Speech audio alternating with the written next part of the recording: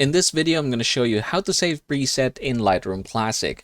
So say, for example, you're working on this particular project and you think you're going to, or you're ready to save the preset for that particular file. Here's how you can get this done. So you should be able to see here presets. You can go ahead and just basically tap this one right here and tap create preset. So that's going to try to give you an option to create a preset for what you're working on. In our case, this one right here. Now, under the group, you should be able to see here all of your groups. If you don't have, or if you want to create a new, just go ahead and click this one.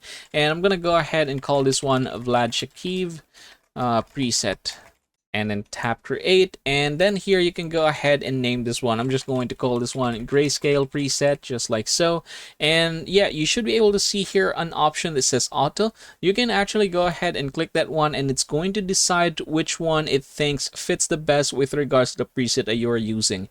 So yeah, you can set this done, but ideally if you're an artist, you'd manually want to go over all of these. Now, if you are going to say, for example, go each of them, you can go ahead and click check none, and then you're going to go ahead and manually check everything that you are going to use. In my case, I'm going to go ahead and click check all here, for example, and that's another option. So yeah, I want you to go ahead and try to check which one you think is going to fit best with regards to your project or the project that you're working on. Afterwards, I'm just going to go ahead and tap the create button right here, and we should be able to see here Vlad Shakiv preset. Head over there, and there is the preset. And that, everybody, is how you're going to save your preset here in Lightroom.